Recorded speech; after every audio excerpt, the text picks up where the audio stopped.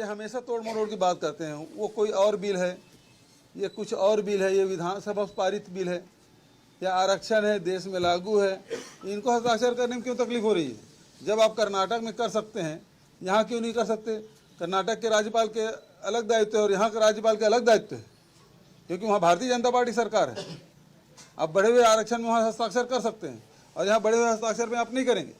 अन्य राज्य की परिस्थितियां, तमिलनाडु की परिस्थितियां भिन्न है, कर्नाटक की परिस्थितियां भिन्न है, छत्तीसगढ़ की परिस्थितियां भिन्न है। सबके साथ एक साथ तुलना नहीं किया जा सकता।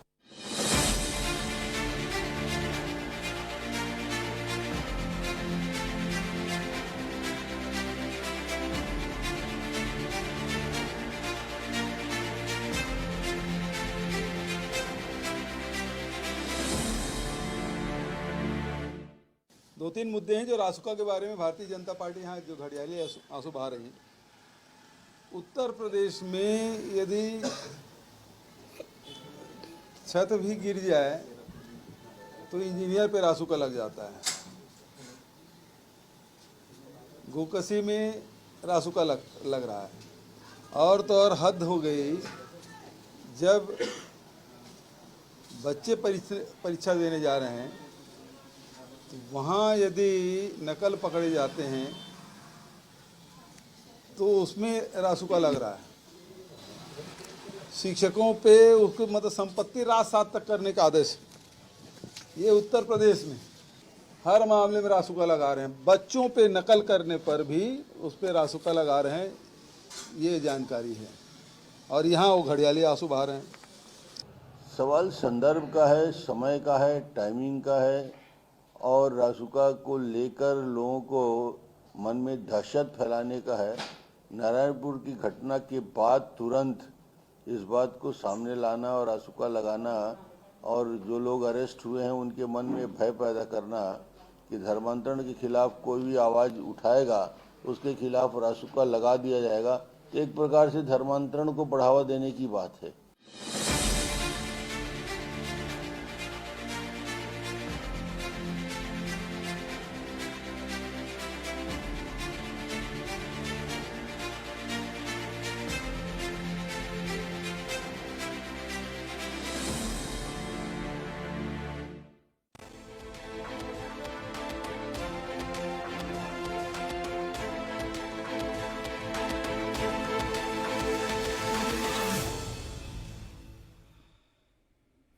नमस्कार, मैं हूं मोहन तिवारी और आज का मुद्दा है रमन वर्सेस बघेल। जी हां, दो राजनीतिक पार्टियों के ऐसे दिग्गज जो कि 2014 से लगातार आमने सामने हैं और 2018 में तो एक निर्णायक परिणाम भी सामने आया, लेकिन फिर 2023 में चुनाव हैं और इस चुनाव से पहले दो बड़े चेहरे उभर कर सामने आए हैं दोनों पार्टियों की ओर से। वो हैं डॉक्टर रमन सिंह भाजपा की ओर से और कांग्रेस की ओर से मुख्यमंत्री भूपेश बघेल। ऐसे में दोनों नेताओं के बीच जुबानी जंग जारी है, मुद्दों की लड़ाई जारी है, क्योंकि दोनों ही पार्टियों में और बाकी नेता इन दोनों के कद तक अभी पहुंच नहीं पाए। ऐसे में जब 5-6 महीने बाद चुनाव हैं तो क्या इन दोनों चेहरों पर ही चुनाव लड़ा जाएगा? क्या होगा जब ये दोनों चेहरे सामने होंगे? इसी पर आज हमारी चर्चा केंद्रित है। मिलते हैं उन मेहमानों से जो इस चर्चा में हमारे साथ हैं।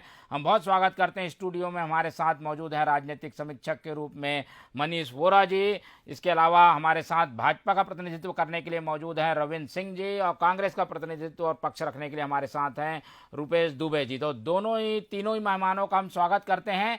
और ये चुनावी जंग शुरू हो चुकी है। चेहरों की लड़ाई में क्या कुछ राजनीतिक दलों का कहना है और क्या है समीक्षात्मक नजरिया, ये सब जानेंगे इस चर्चा में। सबसे पहले रुख करते हैं हम मनीष जी की ओर ही, क्योंकि वो पूरी तरीके से विषय को रख देंगे, उसके बाद हम इस चर्चा को आगे बढ़ाएंगे। मनीष जी, हम देख रहे हैं कि अभी कुछ ही समय बाकी है।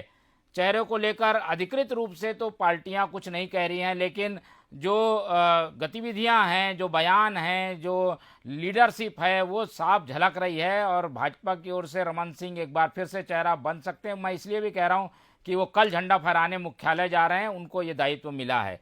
इन सब बातों को लेकर उनका चेहरा आगे किया जा रहा है, ऐसा माना जा रहा है। क्या कहेंगे आप? क्या ये दोनों चेहरे पे ही हमें 2023 की जंग देखने को मिलेगी? देखिए मोहन जी, एक चीज तो ये स्पष्ट है कि छत्तीसगढ़ में इससे पहले यदि हम देखें तो पिछले 15 सालों के कार्यकाल में लगातार डॉक्टर रमन सिंह जो है वो भारतीय जनता पार्टी का चेहरा यहाँ पर बने हुए थे, और पिछली जो हार हुई उसके बाद से ये लगातार कयास लगाए जा रहे थे कि डॉक्टर रमन सिंह जो हैं वो हो सकता है भाजपा का चेहरा न हो और मोदी के चेहरे पर ही यहाँ पर छत्तीसगढ़ में भारतीय जनता पार्टी चुनाव लड़े। बघेल का चेहरा तो निश्चित रूप से घोषित है क्योंकि वो वर्तमान में मुख्यमंत्री हैं और उन्होंने जिस तरीके से अपने आप को राष्ट्रीय परिदृश्य में भी स्थापित किया है उससे ये बात एक बात तो परिलक्षित हो रही है कि छत्तीसगढ़ में भी कांग्रेस का आने वाले चुनाव में भी चेहरा भूपेश बघेल ही होंगे। और उसके साथ साथ एक चीज और दिख रही है कि कांग्रेस के अंदर जो भी अभी कुछ चल रहा है उसमें दिख रहा है कि पूरे कांग्रेस में भूपेश बघेल जो हैं वो अपनी धमक बनाए हुए हैं और उसके साथ साथ छत्तीसगढ़ की जो राजनीति उस पर भी अपनी पकड़ बनाए हुए हैं। देखिए कांग्रेस की कल से जो है हाथ से हाथ जोड़ो यात्रा यहां पर चालू हो रही है और उसको लेकर के एक अच्छा उत्साह पूरे छत्तीसगढ़ के अंदर में देखने को मिल रहा है। वहीं डॉक्टर रमन सिंह की बात करें तो डॉक्टर रमन सिंह का जो चेहरा है छत्तीसगढ़ में निश्चित रूप से आज भी भारतीय जनता पार्टी का सबसे बड़ा चेहरा यदि छत्तीसगढ़ में कोई है तो डॉक्टर रमन सिंह ही है, और सरकार के जो पिछले 15 साल के किए गए उनके कार्य हैं वो भी एक चेहरा यहां पर दिख रहे हैं। उसके साथ साथ मुझे लगता है कि भारतीय जनता पार्टी इस बार प्रयास ये करेगी कि सीधे तौर पर डॉक्टर रमन सिंह का जो चेहरा है उसको सामने न रख करके मोदी के चेहरे पर वो चुनाव लड़े और चुनाव में परिणाम आने के बाद में यह तय किया जाए कि कौन होगा भारतीय जनता पार्टी का वो चेहरा जो छत्तीसगढ़ को वापस यहां पर रिप्रेजेंट करेगा। तो ये एक चीज हो सकती है क्योंकि सीधे तौर पे वो रमन सिंह को न लेकर के आए, क्योंकि भूपेश बघेल लगातार जो भी हमले करते हैं छत्तीसगढ़ में वो सीधे तौर पे रमन सिंह पर करते हैं और तीखे हमले करने के लिए वो जाने जाते हैं। मगर इसके पलट हम देखें तो डॉक्टर रमन सिंह जो है वो एक सौम्य चेहरा माने जाते हैं, सीधे तौर पर सीधा हमला और तीखे हमले वो नहीं करते हैं, वो अपनी बात तो रखते हैं मगर अपनी बात सौम्य तरीके से रखते हैं। ये दोनों का बीच में बेसिक फर्क है मोहन जी। और इसके साथ मुझे लगता है कि आने वाले समय में ये जरूर देखने को मिलेगा कि जंग तो इन दोनों के बीच में जुबानी जंग ही होगी, लेकिन चेहरा कौन होगा ये कहा जाना भारतीय जनता पार्टी से अभी एकदम से तो वो नहीं हो सकता, जल्दबाजी होगी। जी जी बिल्कुल। अब राजनीतिक दलों की ओर रुख कर लेते हैं, हमारे साथ रविंद्र सिंह जी भी जुड़े हैं। रविंद्र जी, क्या माना जाए, एक बार 2018 में रमन सिंह का चेहरा था लेकिन जनता ने उसे पसंद नहीं किया, फिर से मौका दिया जा सकता है क्या? एक अनुभवी नेता हैं, 15 साल सरकार उन्होंने चलाई है, वही सामने आते हैं, हमला भी उन्हीं पे होता है, इसलिए ये माना जा रहा है कि वो एक बड़ा चेहरा हो सकते हैं, मुद्दों की लड़ाई वही ज़्यादा आगे बढ़कर लड़ रहे हैं। जी बिल्कुल, इसमें कोई संदेह नहीं है कि डॉक्टर रमन सिंह छत्तीसगढ़ में भारतीय जनता पार्टी के और पूरे देश में भी एक बड़े चेहरे हैं। यदि उनके नाम पर चुनाव लड़ा जाता है तो कोई अतिशयोक्ति नहीं होगा। लेकिन सबसे बड़ी बात मैं स्पष्ट कर देना चाहता हूं कि भारतीय जनता पार्टी कभी भी एक चेहरे पर चुनाव नहीं लड़ती है। भारतीय जनता पार्टी का पूरा संगठन चुनाव लड़ता है। चेहरों पे लड़ाई जो करती है वो कांग्रेस करती है, चाहे वो राहुल गांधी हो, चाहे राजीव गांधी हो, चाहे इंदिरा गांधी हो, वो एक परिवार में लड़ती है। हमारे यहाँ ऐसा नहीं होता है। लेकिन डॉक्टर रमन सिंह छत्तीसगढ़ के एक विश्वसनीय नेता है। जब उनकी बात सुनी जाती है तो लोग उन पर विश्वास करते हैं। और रही बात भूपेश बघेल जी का, भूपेश बघेल जी पे विश्वास नहीं करते हैं। लोगों को पता है वो झूठ बोलते हैं, वो सत्य से अलग बात करते हैं, वो धरातल पे रहते नहीं है। इसलिए रमन सिंह जी के प्रति विश्वसनीयता छत्तीसगढ़ में ज्यादा है। आज 15 साल उन्होंने छत्तीसगढ़ में शासन किया और इस 4 साल में छत्तीसगढ़ की जनता पूरे हृदय से और दिलो दिमाग से डॉक्टर रमन सिंह को याद कर रही है। यही उनकी लोकप्रियता है। और एक चीज आज मैं कहना चाहता हूँ कि भूपेश बघेल जी आज फर्श से अर्श पर आ गए, क्योंकि वो रमन सिंह जी के लिए कहते थे कि कौन है तो उपाध्यक्ष, कौन है, क्या काम है इसका। आज हमने देखा, आज ही की घटना बता रहा हूँ, कल डॉक्टर रमन सिंह पूरे भाजपा में प्रदेश के राष्ट्रीय कार्यालय में झंडा वंदन करेंगे। ये उनकी सफलता और उनकी लोकप्रियता का प्रमाण है। और भूपेश बघेल जी जैसे कहते थे कौन है राष्ट्रीय उपाध्यक्ष, इस पास का क्या काम है, आज उनके चेहरे पे एक करारा तमाचा पड़ा है। इसलिए डॉक्टर रमन सिंह भी निर्वाधित रूप से छत्तीसगढ़ के सबसे बड़े चेहरे, उनके नाम पे भी चुनाव लड़ा जाता है तो कोई बहुत बड़ी बात नहीं है। लेकिन ये सब बात आप बोल रहे हैं, पार्टी आपकी बातों से सहमत होगी क्या? ये आपके मतलब व्यक्तिगत विचार तो नहीं है कि इसको लेकर आम राय है कि नहीं है? आप जो बात बोल रहे हैं पार्टी में आम राय है? जी बिल्कुल, जी बिल्कुल। अभी तो 6 महीना 8 महीना चुनाव का समय है, लेकिन उस चेहरे के रूप में खुद कांग्रेस प्रोजेक्ट कर रही है। उनको कितना डर है डॉक्टर रमन सिंह के प्रति ये दिखाता है। इसलिए जो चेहरे हैं तो स्वागत ही है उस चेहरे का, कहीं हमको कोई दिक्कत नहीं है। डॉक्टर रमन सिंह तो सर्वोपरि नेता है पूरे छत्तीसगढ़ के। बिल्कुल। शायद भाजपा ये कह रही है कि स्वीकार्यता उनकी सबसे ज्यादा है। हालांकि नई लीडरशिप जो है वो जो है बीजेपी ने तैयार की है, प्रदेश अध्यक्ष के रूप में, नेता प्रतिपक्ष के रूप में, और बाकी जो अलग अलग सांसद हैं उनको भी आगे किया है। लेकिन स्वीकार्यता के मामले में बीजेपी शायद अभी भी रमन सिंह पर भरोसा कर रही है। पर यह कितना सही है, कांग्रेस से जान लेते हैं। कांग्रेस में तो निर्विवाद रूप से बघेल जी के नेतृत्व में चुनाव होगा, ये सब कह रहे हैं। क्या कहेंगे दुबे जी, वही चेहरा रहेंगे और वही एक बार फिर से परिणाम आएगा जो 2018 में आया था? दुबे जी। जी मोहन भाई, जी। छत्तीसगढ़ में भूपेश बघेल के नेतृत्व में कांग्रेस की सरकार जो काम कर रही है, विकास और संस्कृति को बचाने के लिए भूपेश बघेल जी के जो कार्य है उसको किसानों के लिए, युवाओं के लिए, महिलाओं के लिए जो उनके काम हैं, उन कामों पर भरोसा करके जनता उनके ऊपर पूरा विश्वास करती है। और रही बात भाजपा में, तो डॉक्टर रमन सिंह भाजपा के 15 वर्षीय बेतरतीब और विध्वंसक विकास के नायक रहे हैं।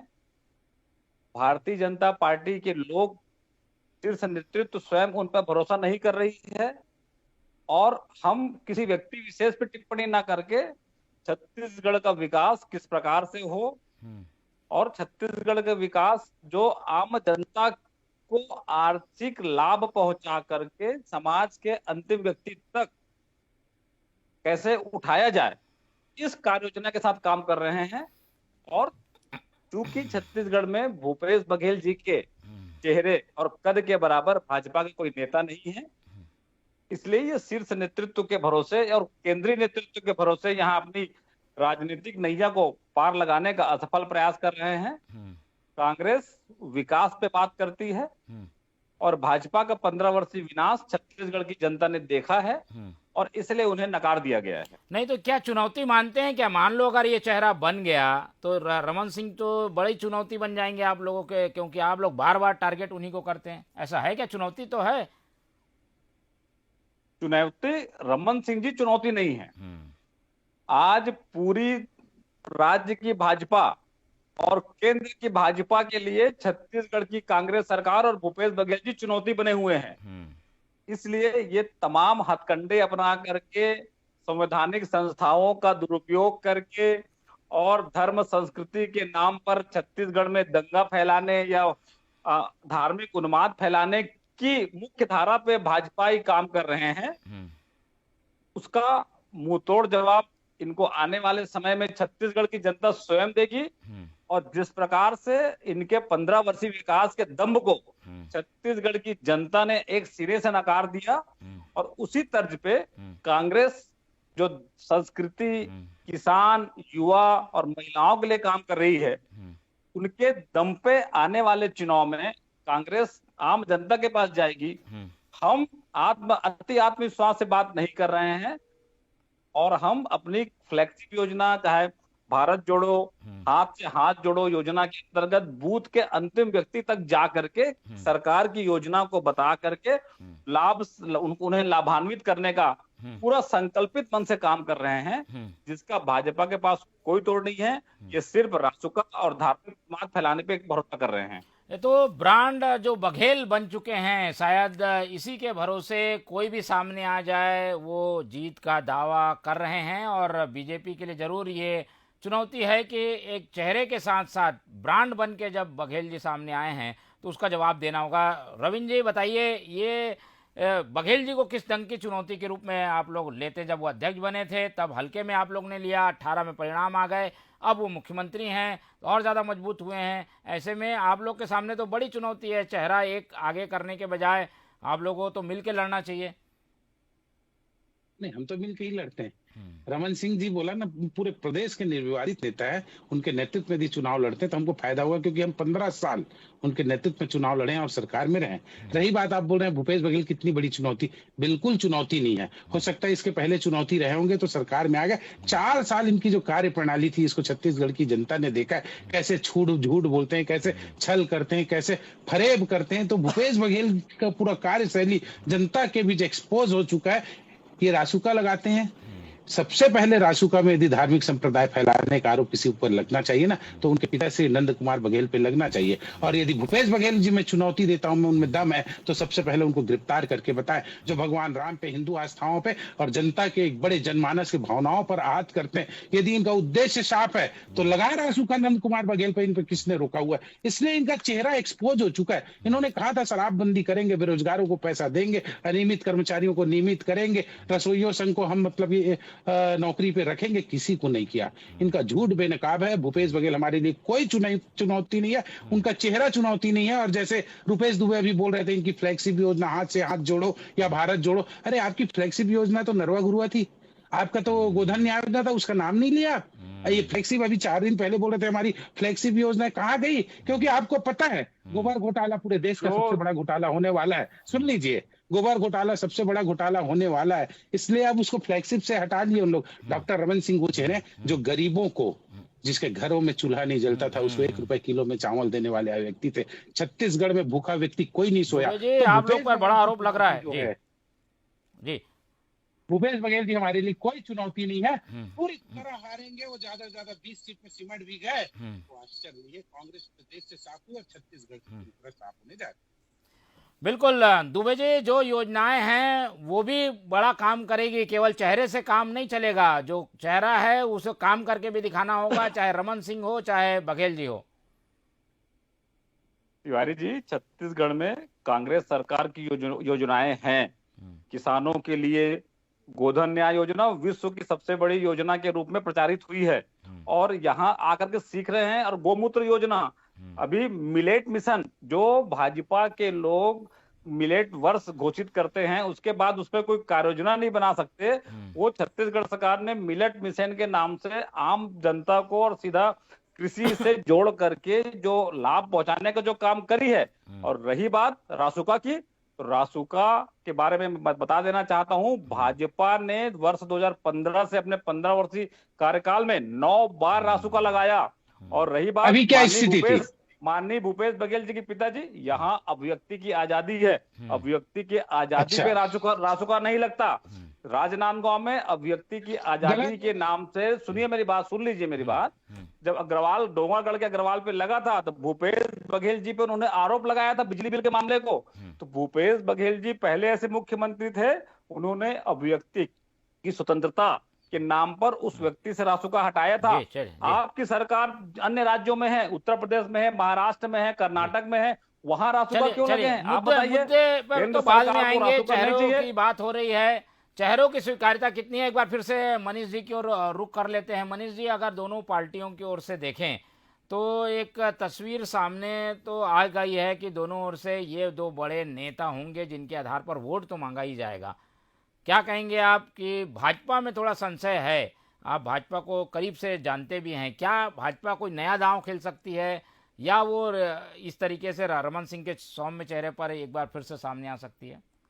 देखिए मोहन जी, मुझे ये लगता है जब भी चेहरों की बात होती है, मैं एक बात जरूर कहता हूं कि जब भारतीय जनता पार्टी की सरकार थी तब भाजपा लगातार इस बात को कहती थी कि डॉक्टर रमन सिंह के चेहरे के मुकाबले कांग्रेस में कौन चेहरा है, कौन आ सकता है, कोई है नहीं, उनकी योजनाओं के सामने कोई नहीं है। कमोबेश आज की डेट में यही बयान जो है वो कांग्रेस की तरफ से आता है कि भूपेश बघेल के सामने कौन चेहरा है, कौन उनकी योजनाओं के सामने आ सकता है। इतनी बड़ी बड़ी योजनाएं वो चला रहे हैं। रमन सिंह जो है वो चावल वाले बाबा कहे जाते थे। रमन सिंह के बाद में अभी हम बात करें तो भूपेश बघेल जो है कका के नाम से फेमस है। तो ये तो लगातार होते रहता है, जब जो सत्ता में रहता है उनका गुणगान तो चलते रहता है और उनके लिए बातें होती रहती है कि इनके मुकाबले में है कौन। लेकिन आप यहां देखेंगे तो वास्तविक में देखिए, जिसके लिए हम बात कर रहे थे कि डॉक्टर रमन सिंह जी के जिस चेहरे पर हम बात कर रहे थे, निश्चित रूप से भारतीय जनता पार्टी 2 चुनाव उनके चेहरे और उनकी योजनाओं पर ही जीत करके छत्तीसगढ़ में आई है। यहां पर हम बात करें कांग्रेस की, तो कांग्रेस में भूपेश बघेल जी ने जो संघर्ष किया, भूपेश बघेल जी ने जो लड़ाई लड़ी है सड़क पर आकर के कांग्रेस के लिए, उस लड़ाई का ही परिणाम रहा कि कांग्रेस आज इतने बड़े बहुमत के साथ में सत्ता में आई है। तो ये देखिए, दोनों ही चेहरे बड़े हैं और दोनों ही चेहरे जो हैं वो धरातल पर काम करने वाले हैं, हम ये बात को भूल नहीं सकते हैं। लेकिन यहां बात है कि भाजपा के चेहरे की, जिसके लिए आपने मुझसे कहा, तो निश्चित रूप से ये हो सकता है कि भारतीय जनता पार्टी इस बार किसी चेहरे को सामने रख करके चुनाव लड़े। जैसा कि मैंने पहले भी आपको कहा, हो सकता है वो रमन के चेहरे को रख करके और मोदी जी के चेहरे पर चुनाव लड़े, मोदी के नाम पर चुनाव लड़े, केंद्र की जैसा वो बोल भी रही है भारतीय जनता पार्टी लगातार कि हम अपनी केंद्र की योजनाओं को लेकर के जाएंगे, हम केंद्र में जो सरकार ने हमारी 10 साल में काम किया उसको लेकर के जाएंगे, और 15 साल छत्तीसगढ़ में जो हमारी सरकार ने काम किया उसको लेकर के जाएंगे।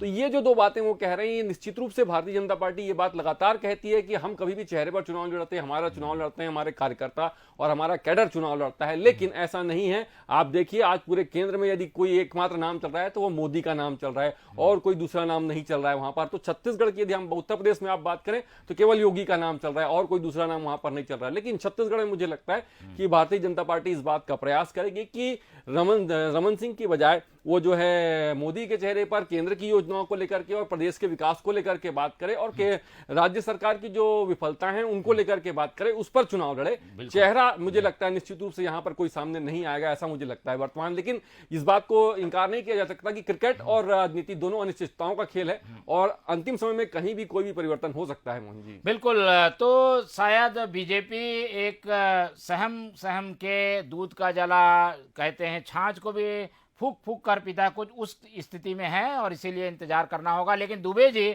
मेरा सवाल यह है कि बार बार कांग्रेस जो है वो रमन सिंह को क्यों टारगेट बनाती है? भूपेश बघेल जी भी अब रासुका लगा दिए, उस पर भी रमन सिंह को टारगेट बना रहे हैं। आरक्षण में अगर बिल रोक दिया गया उसमें भी रमन सिंह को टारगेट बनाते हैं। टारगेट आप लोग रमन सिंह को बनाते हैं इसलिए वो चेहरा बन के उभर रहे हैं, ये बात आती है। ये बात का आरोप भी लगता है आप लोगों पर। रमन सिंह को क्यों टारगेट आप लोग बनाते हैं बार बार? रमन सिंह को हम टारगेट नहीं बनाते हैं। रमन सिंह जी जब जब सरकार की योजनाओं पे और सरकार के खिलाफ अनर्गल टिप्पणी करके अनर्गल बयानबाजी करते हैं, भ्रमित बयानबाजी करते हैं, तो उनका प्रतिरोध उन्हें का सामना करना पड़ता है। जैसे छत्तीसगढ़ में जब रमन सिंह की 15 वर्ष सरकार थी तो रमन सिंह जी और उनके मंत्रिमंडल के लोग आम जनता के पास जा नहीं सकते थे। जैसे अरविंद भाई बोलते ना फ्लैगशिप योजना, हमारी जो योजनाएं हैं उन योजनाओं को भारत जोड़ो यात्रा और हाथ से हाथ जोड़ो यात्रा के रूप में जाकर के अंतिम व्यक्ति तक लाभान्वित व्यक्ति हैं जो लाभ से कहीं कोई वंचित ना हो जाए, इसके लिए हम उस यात्रा के रूप में बूथों में जा रहे हैं। और रही बात जी, लेकिन बयान तो आपके बताते हैं कि आप लोग बार बार रमन सिंह का नाम लेते हैं, हर चीज में रमन सिंह को टारगेट बनाते हैं। जी दुबे जी, चलिए दुबे जी तो इस बात से इनकार करते हैं कि टारगेट नहीं बनाते। सिंह साहब, आप क्या समझते हैं कि टारगेट बनाया जा रहा है, शायद इसीलिए एक बार फिर से रमन सिंह जो है वो बड़े नेता के रूप में, चेहरे के रूप में सामने आ रहे हैं? बिल्कुल, पूरी तरह डर और भय जो है कांग्रेस रमन सिंह के प्रति दिखता है।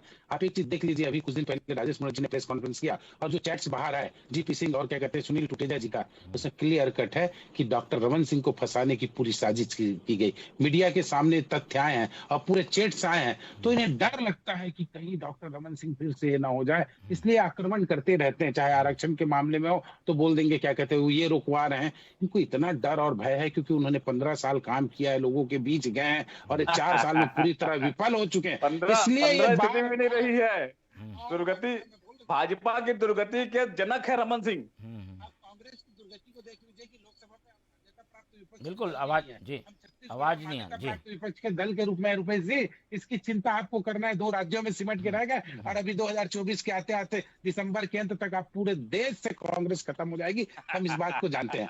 आप उसकी चिंता मत करिए, हमारी चिंता तो करे ही नहीं। मैं कह रहा था कि रमन सिंह से बिल्कुल हम सपने नहीं देखते हैं, हम यथार्थ के धरातल पे जीने वाले लोग हैं, यथार्थ के धरातल पे जीने वाले। अभी तो चेहरे पे बात हो रही है, डॉक्टर रमन सिंह की विश्वसनीयता की बात हो रही है और भूपेश बघेल की असफलता की बात हो रही है। आज छत्तीसगढ़ बेरोजगारों का गढ़ बन गया है, आज अपराध का गढ़ बन गया है। बेरोजगारी का परसेंटेज देख लीजिए, सुन लीजिए, वो तो नकली डाटा है, मैं उसको जाता ही नहीं। सब इंस्पेक्टर की भर्ती 4 साल में आप लोग कर नहीं सके, सामने का उदाहरण देता हूं मैं। दूसरी बात, अपराधगढ़ में अपराधगढ़ कहलाने लगा है छत्तीसगढ़, गांजे का कॉरिडोर बन चुका है छत्तीसगढ़। तिवारी जी से पूछ लीजिए, रोज अखबारों में छप रहा है, आज हत्या और यहाँ तक लड़कियां हत्या करवाने के लिए तैयार होगी छत्तीसगढ़ में। लेकिन हम तो मुद्दे पे आते हैं। मुद्दे पे ये बात हो रही है कि टारगेट जब रमन सिंह हो रहे हैं, बाकी नेता क्यों छुप के बैठे हैं, बाकी बीजेपी के लीडर क्यों सामने नहीं आते? आप सामूहिक नेतृत्व में लड़ने की बात कह रहे हैं, पर सब लोग बाकी सामने क्यों नहीं आ रहे हैं? बात के साथ में अपनी बात जोड़ रहा हूँ।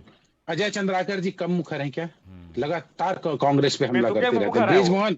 ब्रिजमोहन अग्रवाल जी लगातार बोलते हैं, लेकिन इनको डर लगता है। हम सामूहिक रूप से लड़ रहे हैं। ब्रिजमोहन अग्रवाल जी अजय चंद्राकर जी, लेकिन ये डरते हैं डॉक्टर रमन सिंह जी से, क्योंकि डॉक्टर रमन सिंह जी वरिष्ठ डरते हैं क्या दुबे जी? आप बताइए, चलिए निर्विवाद है, और भूपेश बघेल जी इसके विपरीत, तो बार बार रमन सिंह को टारगेट करते हैं। जी दुबे जी, क्या डर है क्या डॉक्टर रमन सिंह का? बिल्कुल डर नहीं है। जिसको छत्तीसगढ़ की जनता ने एक सिरे से नकार दिया, उनके नेतृत्व को नकार दिया, उससे कांग्रेस को भाजपा के किसी नेता से डर नहीं है। कांग्रेस को भाजपा के शीर्ष नेताओं से, इवन मोदी से भी डर नहीं है। कोई निकारा नहीं है छत्तीसगढ़ की जनता ने। एक बार नहीं, दो बार नहीं, 3 बार डॉक्टर रमन सिंह के नेतृत्व में सरकार उसके बाद आप स्वीकार कीजिए, आज के डेट पे छत्तीसगढ़ में आपके पास कोई नेता नहीं है, और केंद्रीय नेतृत्व के भरोसे में और केंद्र की योजनाओं के भरोसे में आप लोग भ्रम फैलाकर राजनीति कर रहे हैं। हमने तो कहा ना, हम किसी चेहरे पे थोड़ी लड़ते हैं, हम तो संगठन पे लड़ते हैं। आप ही लोग तो एक चेहरे पे लड़ते हैं, वही राहुल गांधी, वही सोनिया गांधी, वही क्या कहते हैं इंदिरा गांधी, वही जवाहरलाल नेहरू। आप लोग का चेहरा तय, हमारा चेहरा तय नहीं होता। हम तो संगठन पे लड़ने वाले लोग हैं, हमारे कॉर्डर लड़ते हैं। डॉक्टर रमन सिंह लड़ते हैं, मैं इस बात का बोल रहा हूँ। छत्तीसगढ़ के बड़े नेता हैं, देश के बड़े नेता हैं, उनकी स्वीकार्यता भी हैं उनसे, और क्योंकि ये मुद्दों की लड़ाई भी बन गई है, चेहरों की लड़ाई तो बाद में है, लेकिन मुद्दों की लड़ाई पहले है। एक बार फिर से मनीष जी की ओर रुख करते हैं। मनीष जी, आप क्या तस्वीर देख रहे हैं? एक जो माहौल बनाया जा रहा है कांग्रेस की ओर से ही, ऐसे टारगेट रमन सिंह को लेके बाकी नेताओं को एक तरीके से इग्नोर करके कांग्रेस चल रही है, इसके पीछे क्या वजह हो सकती है? सॉफ्ट टारगेट है क्या, या उनकी खामियां ज्यादा हैं इसलिए उसे टारगेट बनाया जा रहा है? देखिए, मुझे ऐसा लगता है, आप जो दोनों चीज़ बोले मोहन जी, की एक तो सॉफ्ट टारगेट और एक खामियां ज़्यादा हैं, तो मुझे ऐसा लगता है कि ये परिस्थितियां तो नहीं है। निश्चित रूप से वो एक सॉफ्ट टारगेट तो नहीं हो सकते, और उनमें खामियां भी नहीं कही जा सकती, क्योंकि 15 साल उन्होंने लगातार छत्तीसगढ़ में शासन किया है। और उसके बाद भी देखिए, 15 साल शासन करने के बाद भी उनके ऊपर कोई बड़ा आरोप नहीं लगा। कांग्रेस जो एक बड़ा आरोप उन पर लगाती है नान घोटाले का, उसको भी वो सिद्ध तो नहीं कर पाई रमन सिंह जी के ऊपर। लगातार हमला उस बात को लेकर के जरूर करती है, मगर सिद्ध नहीं कर पाई। और एक बोलना चाहिए कि भारतीय जनता पार्टी का निर्विवाद और सौम्य चेहरा, मैंने जैसे पहले कहा, वो डॉक्टर रमन सिंह जी हैं। और उनके 15 साल के कार्यकाल में किए गए विकास के जो कार्य हैं, देखिए निश्चित रूप से इस बात को कहा जा सकता है कि जब कांग्रेस के मुख्यमंत्री अजीत जोगी थे, उनके जैसे आक्रामक नेता के सामने रमन सिंह जी आए थे, और रमन सिंह जी ने आकर के भारतीय जनता पार्टी की लड़ाई को यहां आगे बढ़ाया था, और उसके बाद भाजपा को सत्ता के शिखर तक भी वो लेकर के गए। तो इसके बाद में जब उन्होंने यहां पूरा छत्तीसगढ़ की शासन जब संभाला, तो 15 साल के उनके शासनकाल में निश्चित रूप से अधोसंरचनागत विकास तो बहुत अच्छा हुआ है। सड़कों का जाल बिछा है, बिल्डिंग्स बनी है, हॉस्पिटल्स बने हैं। शिक्षा के क्षेत्र में बात करें, खेल के क्षेत्र में बात करें तो इंटरनेशनल क्रिकेट स्टेडियम है, हम बात करें हॉकी का स्टेडियम है, MMI है, बड़े IIM है, ऐसे बड़े बड़े हॉस्पिटल्स भी आए। शिक्षा के क्षेत्र में, स्वास्थ्य के क्षेत्र में, हर जगह काम तो दिखा है उनका। तो एक ये भी डर कांग्रेस के अंदर हो सकता है कि रमन सिंह जी जो है एक ऐसा चेहरा है भाजपा का जो निर्विवाद है, और उनका जो स्वीकारता है वो आज भी जनता के बीच में बनी हुई है। वो जहां जहां जाते हैं वहां लोगों का हुजूम तो उमड़ता है। तो ये भी एक डर जो है वहां कांग्रेस के अंदर हो सकता है, इसीलिए वो लगातार जो है वो रमन सिंह जी के ऊपर टारगेट करती है, और उनको डैमेज करने का प्रयास लगातार कांग्रेस करती है। बिल्कुल, तो जुबानी जंग जारी है, और उसमें टारगेट में रमन सिंह है, और इसीलिए शायद रमन सिंह जी सामने बढ़कर आए हैं भाजपा के चेहरे के रूप में। हालांकि अभी कुछ भी कहना जल्दबाजी होगी, लेकिन दो नेताओं के बीच, दो दिग्गज नेताओं के बीच जंग जारी है। हमारे साथ जो मेहमान जुड़े उन सबका बहुत बहुत धन्यवाद, और हम भी उम्मीद करते हैं कि जब जंग दिखे तो बड़े नेताओं के बीच दिखे, जो दंगल हो वो बड़े नेताओं के बीच हो, ताकि चुनाव का मजा उतना ही बेहतर आ सके। तो देखते रहिए TV24, मुझे दीजिए इजाजत, नमस्कार।